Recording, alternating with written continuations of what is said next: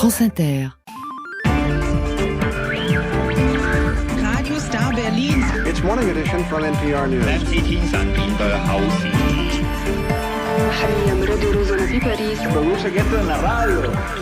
France Inter, le 18-20. Et y voir plus clair, justement, c'est ce qui fait défaut aux Républicains aux États-Unis qui tentent pour la 4e fois de trouver un speaker à la Chambre des représentants, ce qui en dit beaucoup de l'état de ce parti, qui parle aussi peut-être de l'image de Donald Trump, et on y vient tout de suite. Le bruit du monde ce soir est en Irlande, qui a misé sur la tech, vous le savez, et qui est en train de se faire peur. Les licenciements dans ce secteur mettent à mal l'économie du pays tout entier.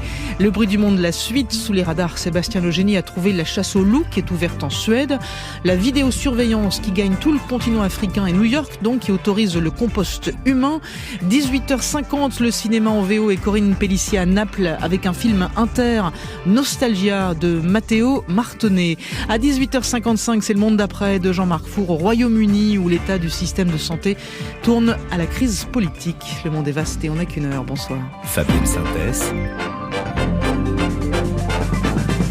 Un jour dans le monde. Bonsoir Corentin Célin. Bonsoir. Merci d'être avec nous. Vous êtes professeur agrégé, vous enseignez à Dijon en classe préparatoire aux grandes écoles. Vous chroniquez aussi régulièrement pour Les Jours. Corentin Célin, on était partis ensemble pour faire une sorte de bilan de l'état des Républicains et de la candidature de Trump à l'aune d'une année 2023 qui s'annonçait chahutée. On pourrait pas mieux tomber avec cette élection du speaker républicain qui effectivement est extrêmement chahutée, puisque Kevin McCarthy n'a pas pu être élu hier après 3 votes, et c'est pas rarissime, c'est plus que rarissime puisque ça ne s'est pas produit depuis 1923. Et l'histoire rapidement, c'est que 19 élus trumpistes ont refusé de l'adouber en le jugeant beaucoup trop modéré. Il devrait y avoir un 4e vote. Est-ce qu'on sait d'abord où on en est là au moment où on se parle ? Alors, au moment où on se parle, les élus représentants viennent de se réunir pour une nouvelle session. Ils devraient procéder à un 4e tour, mais dans la dernière heure, le camp McCarthy, donc celui qui voudrait être élu speaker, laisse entendre qu'il demandera peut-être un ajournement jusqu'à demain. Pourquoi ? Parce que la seule stratégie qui reste à Kevin McCarthy aujourd'hui, c'est de jouer sur l'usure et le temps.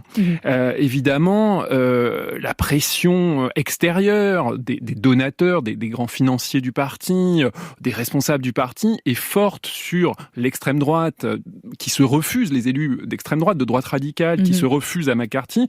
Et donc, lui peut parier un peu en laissant traîner qu'il finira par décrocher ce poste de speaker. Mais ne serait-ce que pour ajourner jusqu'à demain, par exemple, il a besoin d'un vote. Et il aura besoin du vote de ces élus. Les fameux 19. Voilà, de ces fameux 19. Donc c'est un peu la quadrature du cercle. Et on doit bien dire que Kevin McCarthy apparaît ce soir dans une situation très difficile. Ça veut dire qu'on va imaginer un 3e larron ? Est-ce que c'est ça qui mettra finalement tout le monde d'accord ? Est-ce que ça existe, ça, ou pas ? Alors, un 2e larron, d'ailleurs, pour le coup. Alors, c'est une des grandes difficultés. Il faut rappeler tout d'abord que c'est une histoire très personnelle. Kevin McCarthy, il a un rêve dans la vie, c'est de devenir speaker de la Chambre, hein, c'est comme ça, c'est son rêve depuis très très longtemps, mais il a déjà été refusé une fois, en 2015. Il avait été obligé de renoncer, justement, parce que déjà à l'époque, la droite radicale du Parti républicain, ce qu'on appelle le Freedom Caucus, s'était refusé à lui. Donc c'est un peu, déjà pour lui, c'est un peu le cauchemar qui recommence.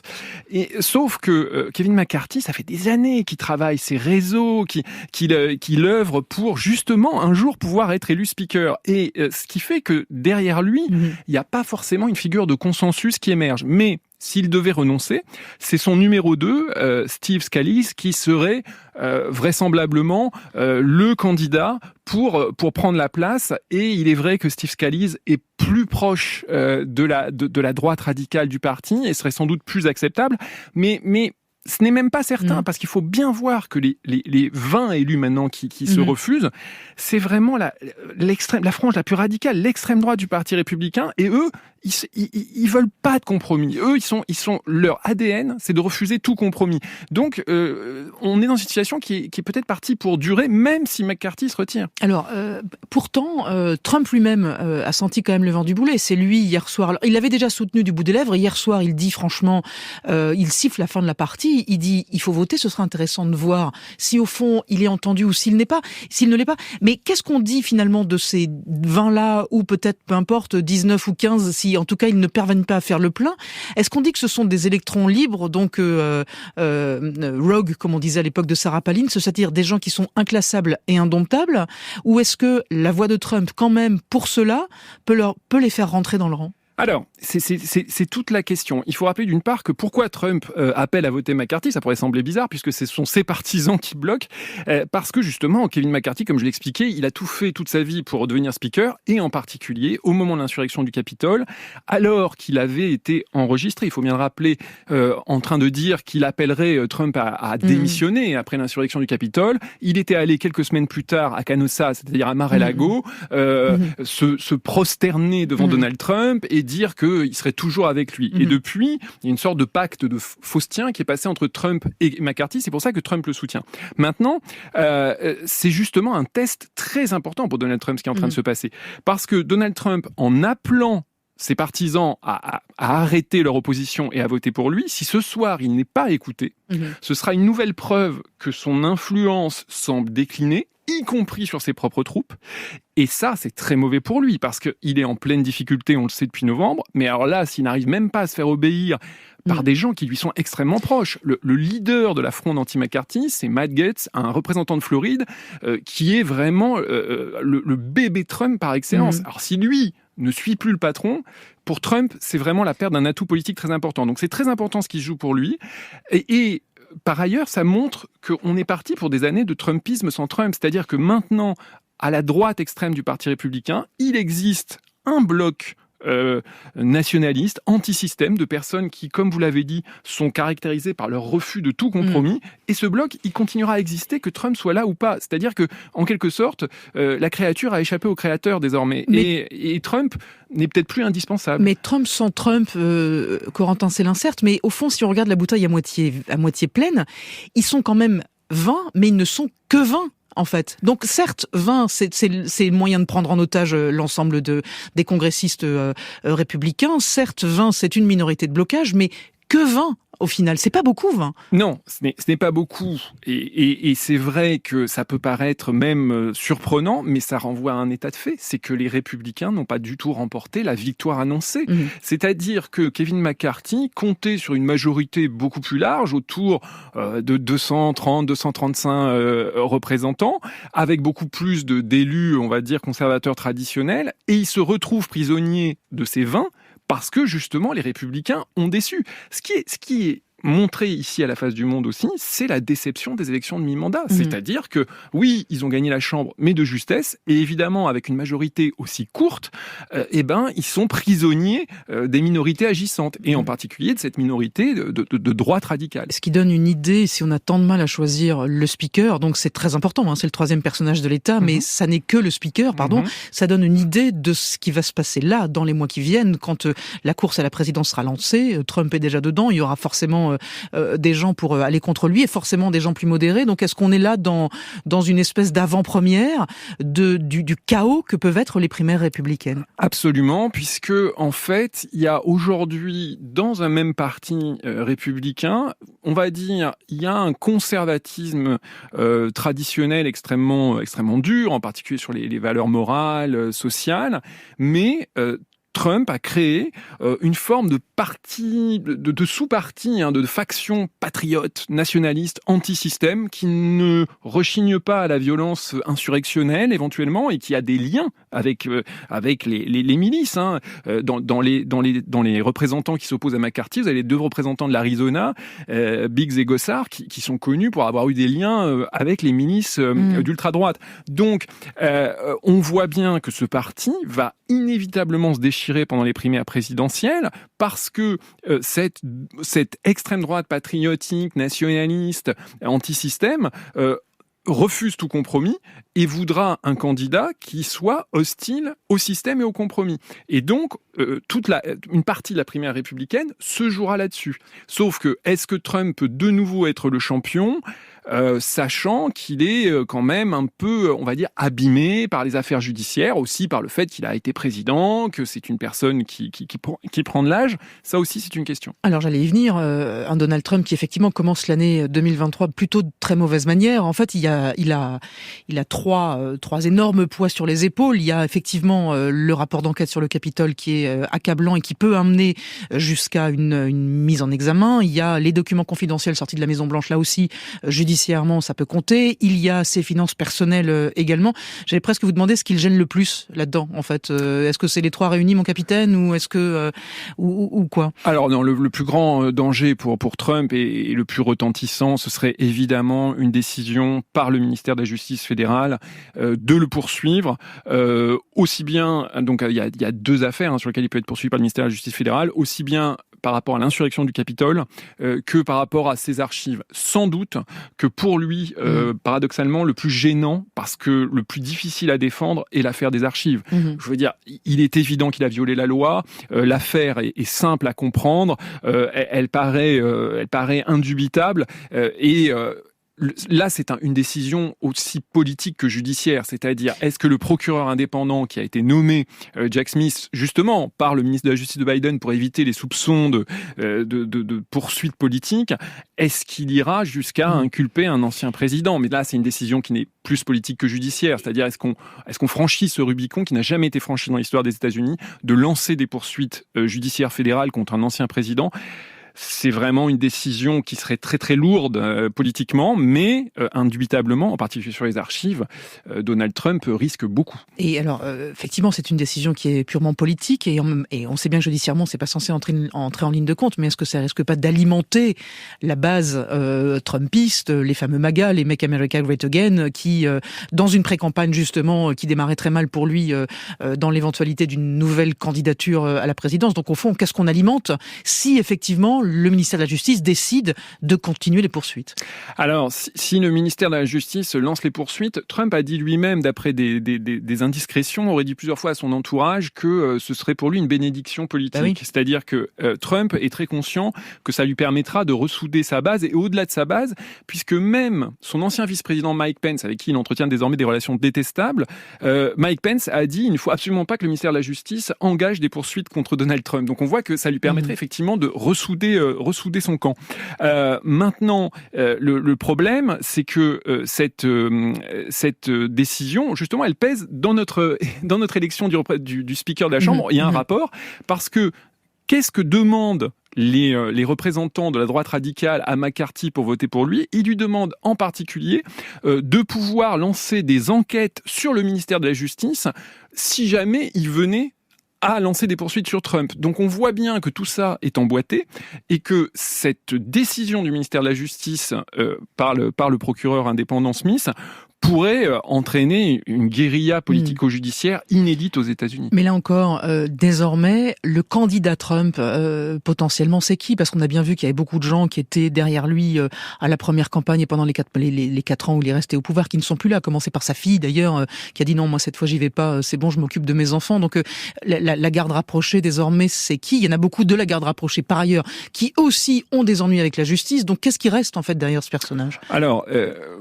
derrière Trump, on va dire que le conseiller principal et le penseur, c'est Stephen Miller, donc qui est vraiment un conseiller, j'allais dire nationaliste, anti-système, très porté sur les questions d'immigration et sur le rejet complet de l'immigration, et qui est vraiment, j'allais dire, celui qui reste très fidèle à Donald Trump, qui est aujourd'hui le grand organisateur, on va dire, de la machine politique Trump, mais indubitablement, politiquement, il est vraiment resserré maintenant, Trump, sur cette droite, cette extrême droite nationaliste, radicale, anti-système. Il faut rappeler quelque chose, c'est que Donald Trump ne cesse de clamer jour après jour qu'il a qu'il a toujours gagné Oui. l'élection présidentielle 2020. Il est toujours dans le déni. Et pour l'instant, ce sont les seuls arguments de campagne d'ailleurs. C'est cette Absolument. histoire remâchée indéfiniment. Il est toujours dans ce déni électoral. Il ne soutient et il n'est soutenu que par des personnes qui sont dans cet extrémisme du déni électoral. Donc, c'est sa difficulté, c'est que pour l'instant, il est vraiment sur un socle réduit à rien, ou à pas grand-chose, en tout cas, qui n'est pas suffisant.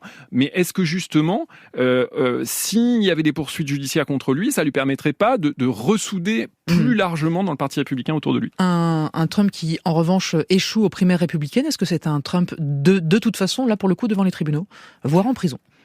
Alors évidemment, c'est vrai que pour l'instant, ce qui retient le bras de la justice fédérale et ce qui risque de lui retenir le bras, c'est qu'il est candidat à la présidentielle. Et quand même, de lancer des poursuites contre un candidat, ça, même si c'est fait dans les règles avec un procureur indépendant, ça pose des problématiques. Il est clair qu'un Trump retiré de la politique ou rapidement vaincu lors d'une primaire début 2024, il redevient absolument un citoyen comme les autres. Et là, tout devient possible. On rappellera juste à ce sujet que Richard Nixon n'avait échappé à des conséquences, à des poursuites et ultérieurement à la prison que parce qu'il avait été gracié. Or, Trump, personne n'a l'intention, si jamais il est poursuivi, de le gracier. Donc voilà. Est-ce que vous diriez que les démocrates sont en train de boire du petit lait ou au fond, ce blocage-là, malgré tout, c'est pas bon pour la démocratie américaine, quoi qu'il en soit, et ce serait pas forcément une bonne idée si ça traînait trop longtemps? Alors, honnêtement, hier, on l'a vu, ils étaient au théâtre, hein, c'était vraiment, ils se régalaient, c'était même assez cocasse. On lançait des bons mots, on lançait des cris. Voilà, vraiment, là, les démocrates, évidemment, se régalaient aux premières loges hier. Alors, du côté de la Maison-Blanche, évidemment, côté Biden, on a dit non, vraiment, il faut que les républicains fassent on a aussi dit c'est très embarrassant. Voilà, et en anglais, le embarrassant a un espèce de sous-sens qui dit autre chose. On joue évidemment, on dit non, vraiment, il faudrait que pour les institutions, mais on est très content parce que là, ce qui est en jeu, c'est que le Parti républicain semble mettre en cause sa vocation de parti de gouvernement. On se dit, mais comment cette majorité qui est incapable de se mettre d'accord sur un speaker pourra proposer des législations, pourra gouverner pendant 2 ans? Et ça, pour les démocrates, c'est du pain béni, c'est du pain d'épices. Enfin, et on le voit. Et est-ce que ça aide une candidature Biden du coup, ou est-ce qu'au contraire ça ouvre une porte qui pourrait ne pas être la porte Biden au fond, parce que la route est un peu plus lisse pour tout dire? Alors c'est vrai que pendant longtemps le principal argument de Joe Biden ça a été si Trump revenait, mais incontestablement il s'est renforcé depuis les élections de mi-mandat, il prépare sa campagne de réélection et à moins d'un incident imprévisible, il semble vouloir y aller. Maintenant, on revient toujours sur Biden. À la seule hypothèque, mais qui est forte, c'est son âge. Il aura évidemment 81 ans pendant la campagne. Ça veut dire finir son mandat à 86 ans. Donc voilà. Mais il est dans une bien meilleure position qu'il ne l'était avant les midterms. Et lui se prépare, et il le dit, et il veut y aller.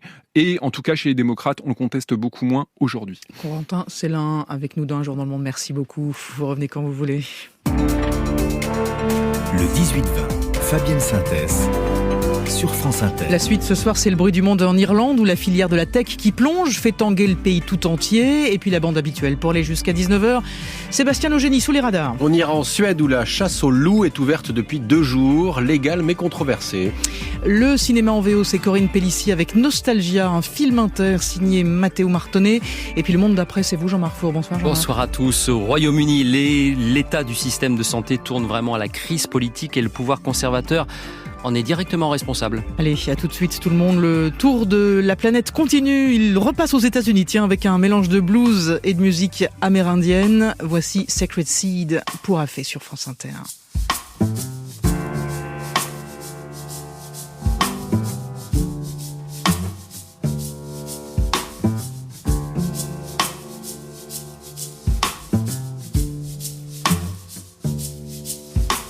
Sacred Seed, DNA, the memory of all time.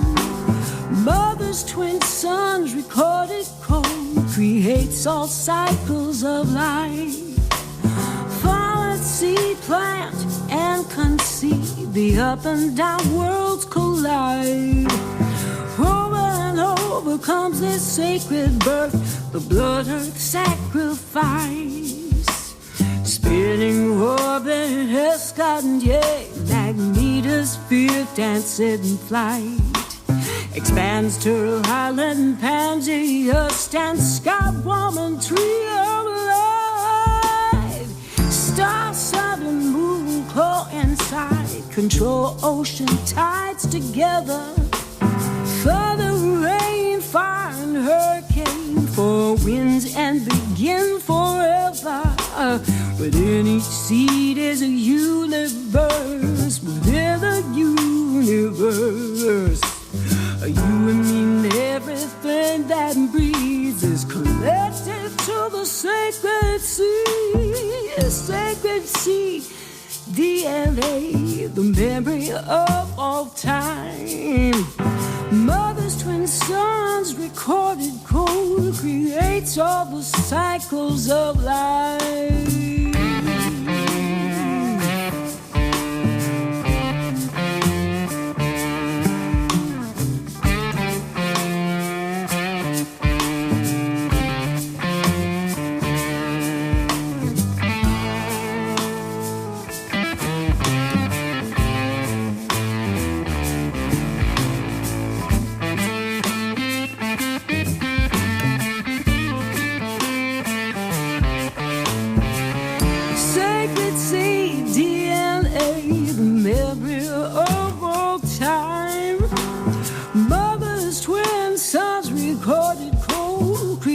All the cycles of life, fall and seed, plant and conceive, up and down worlds collide.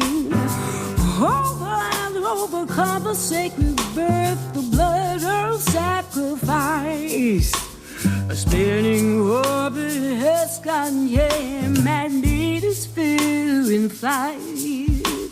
Expands Turtle Island, Pangea, Stat Sky, warm and tree of light. Hey, star, sun, and moon coincide, control ocean tides together. Thunder, rain, fire, and hurricane, for winds and begin forever. Within each seed is a universe, within the universe. You and me, everything that breathes is connected to the sacred sea. Oh, sacred sea. Le bruit du monde est en Irlande ce soir où depuis quelques semaines, les licenciements se multiplient chez les géants du numérique. Grosse restructuration pour faire face, vous le savez, à la crise du secteur. Le problème, c'est que l'Irlande a beaucoup misé sur la tech.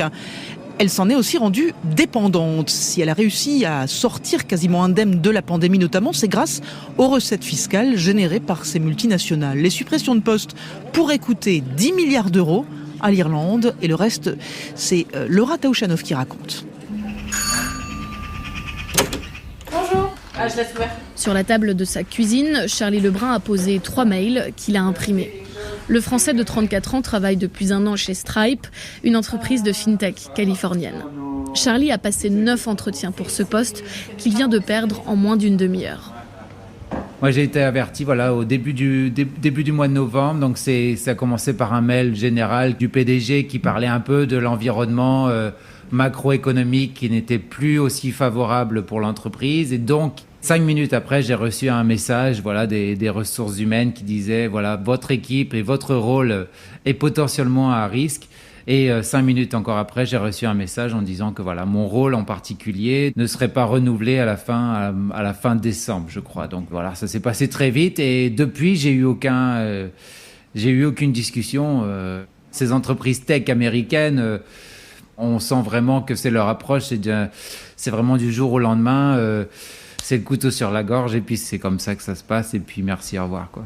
Et vous l'aviez vu venir ce licenciement ou pas du tout ? Non, pas du tout, d'autant plus que l'entreprise, je crois que c'est ce mois-ci, a fait le plus gros chiffre d'affaires de son histoire.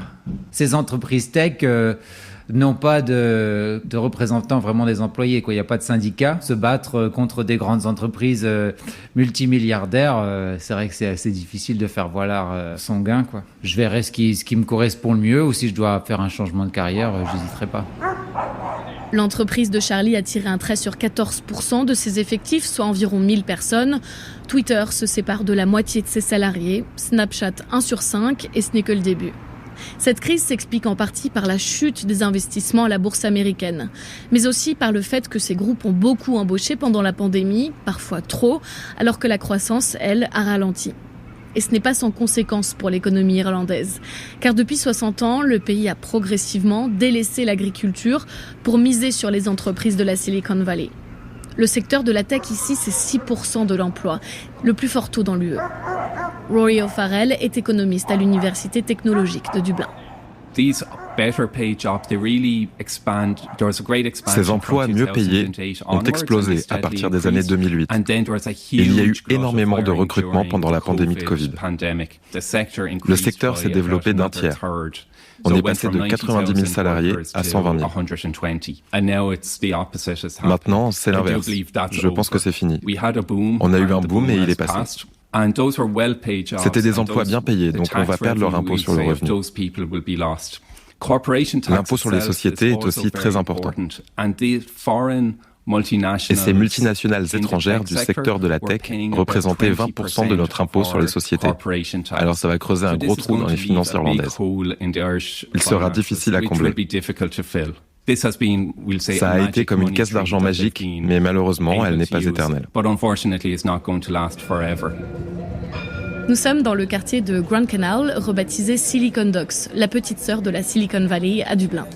Ces immeubles en verre abritent toutes les grandes multinationales actuellement en crise. Je suis DC Cahalan de Dogpatch Labs. Nous avons rendez-vous avec le plus gros incubateur de start-up en Irlande, Dogpatch Lab. Dans le temps, cet immeuble servait à entreposer du whisky.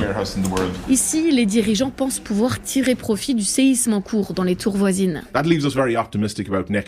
Nous sommes très optimistes pour cette nouvelle année. Ils suppriment ces postes principalement à cause de la bourse américaine. Donc chez nous, il n'y a aucun licenciement. Bien au contraire. Des gens viennent à nous en disant « Une de ces grandes entreprises m'a laissé partir. Je vais prendre du temps pour moi et après je veux créer mon entreprise. Quelle est la prochaine étape ?» Ces talents peuvent n'être que bénéfiques. Ces personnes très qualifiées trouveront toujours du travail. Il y a environ 50 000 postes dans des startups en Irlande. Ce ne sont pas de simples salariés d'entreprise, ce sont nos amis. Chaque semaine, des gens de ces groupes viennent aider nos startups et on essaie de le leur rendre comme on peut. On a de la chance parce que nous avons bâti un écosystème technologique incroyable en Irlande. Donc ceux qui cherchent du travail en trouveront.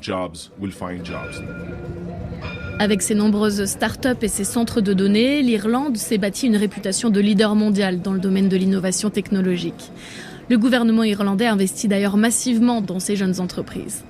Mais pour amortir de futurs chocs et éviter d'augmenter les impôts, le ministère des Finances vient de transférer d'urgence 6 milliards d'euros dans un fonds de réserve. L'objectif est de réduire progressivement la dépendance à ces multinationales et de diversifier l'économie. Laure Taouchanoff pour le reportage, merci beaucoup. Le bruit du monde, la suite, c'est l'actualité internationale passée sous les radars et c'est Sébastien Logénie.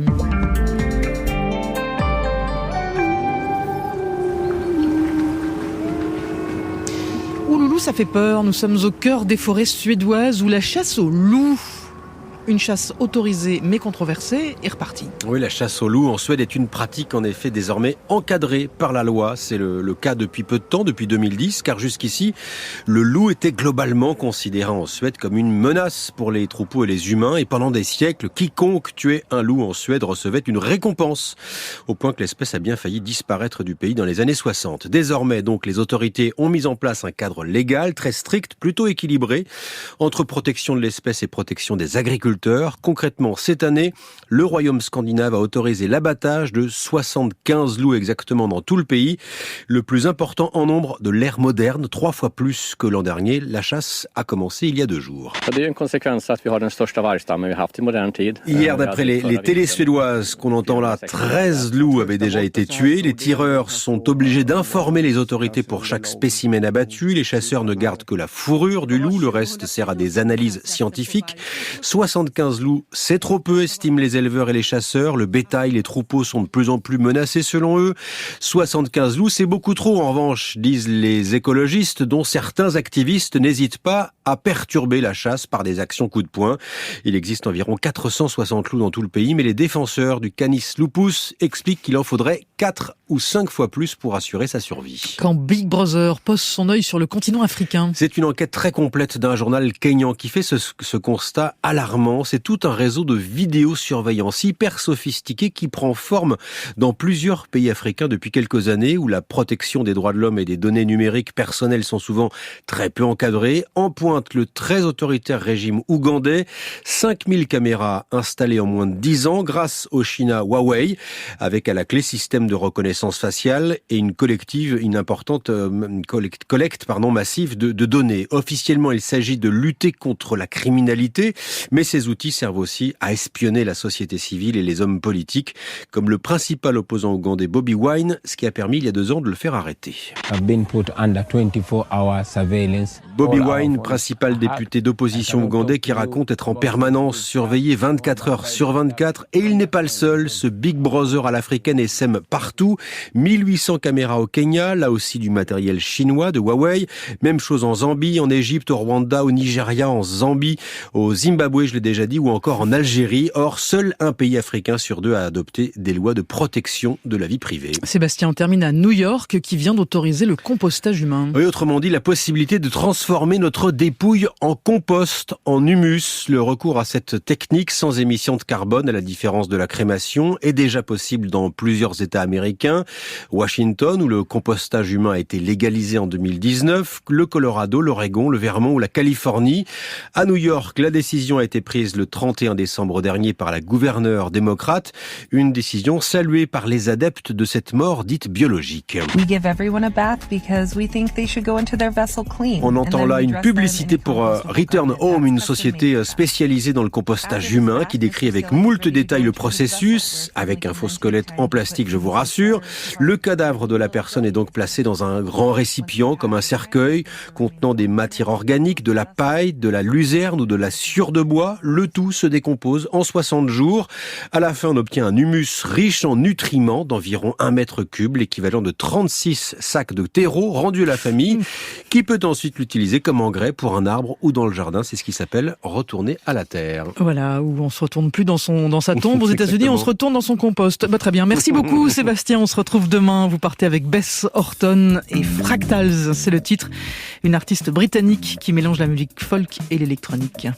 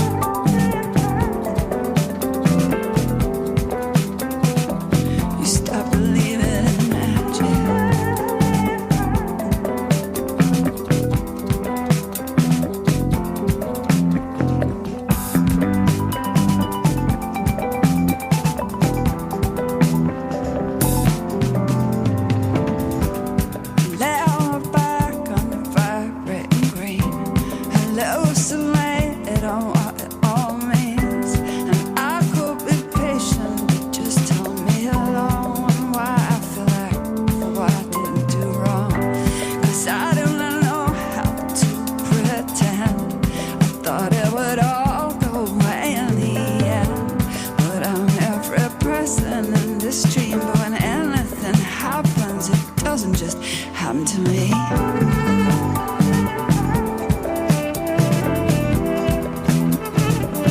And I believe it in my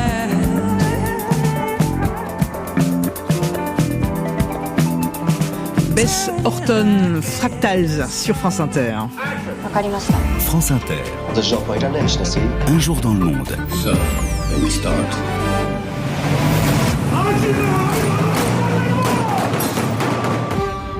Tu ti ricordi di uno che stava sempre con me?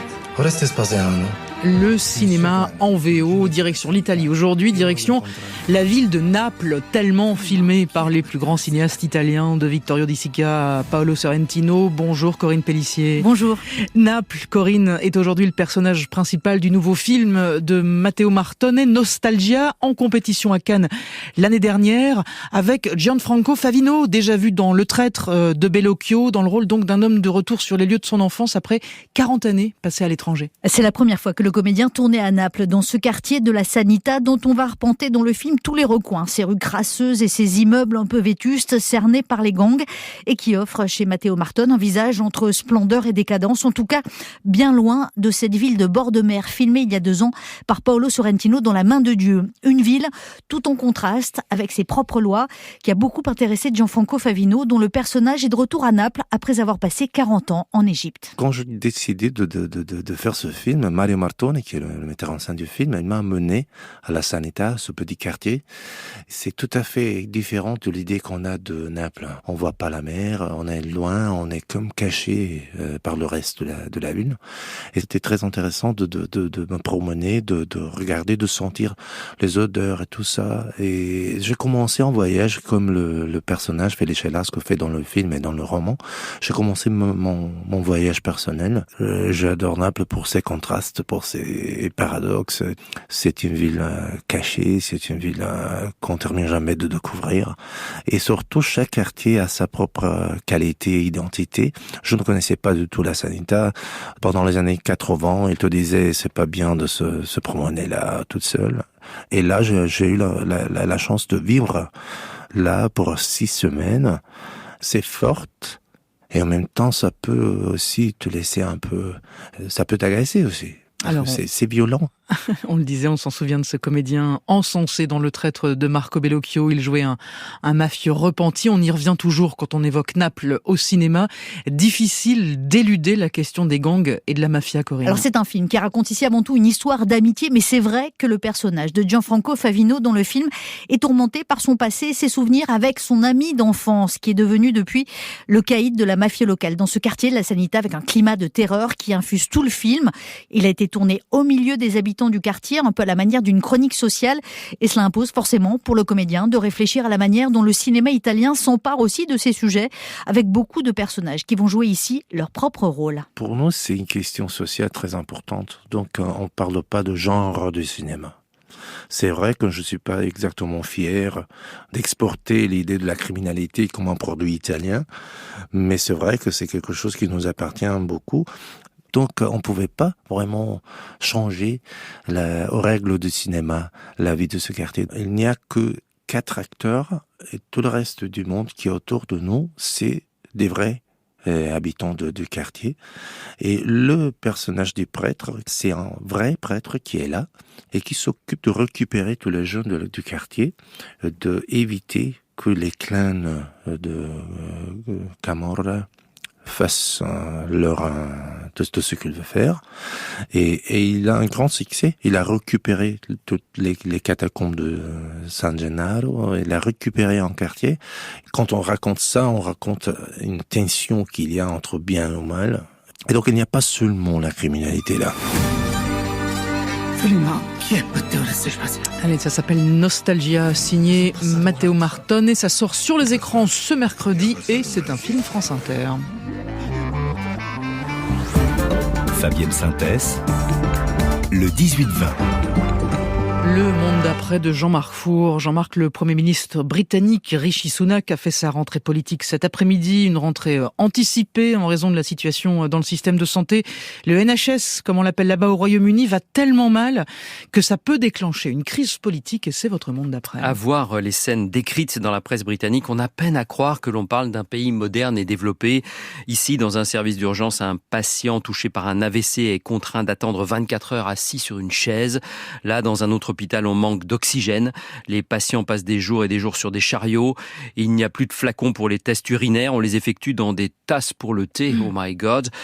Et la réalité brutale des statistiques confirme la sensation créée par ces anecdotes. Selon l'association des médecins urgentistes, 300 à 500 personnes meurent chaque semaine par effet en chaîne du déficit de soins et du manque d'effectifs. 7 millions d'opérations sont en attente. 7 millions.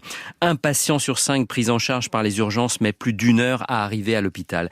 Et le personnel de santé est au bout du rouleau. Le mois dernier, on le sait, pour la première fois depuis un siècle, les infirmiers et infirmières ont fait grève. Ils sont épuisés, payés une misère. Un hôpital sur 4 a dû ouvrir une banque alimentaire pour ses propres salariés. Les infirmières réclament 20% de hausse de salaire. Vous allez me dire qu'en France aussi, l'hôpital va mal, c'est vrai.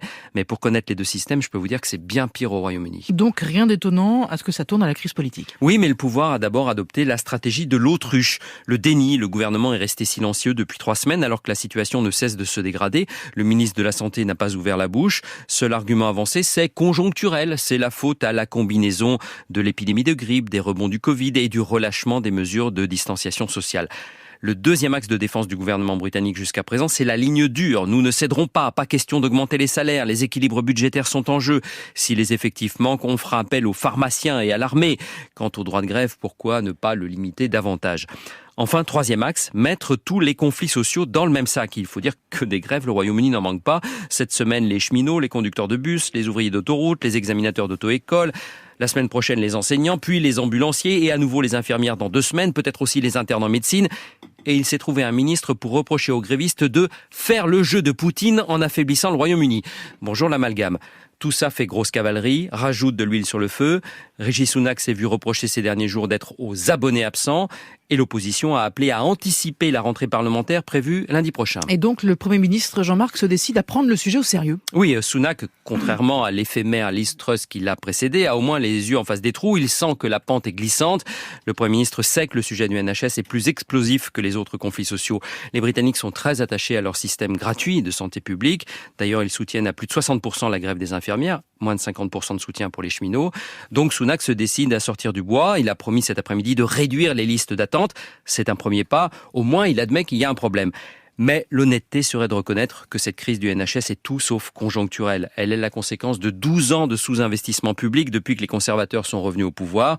L'hôpital britannique compte 160 000 postes vacants et le Brexit a accéléré l'exode des personnels de santé. Le nombre de lits par habitant est 2 fois inférieur à celui de la France, 3 fois à celui de l'Allemagne.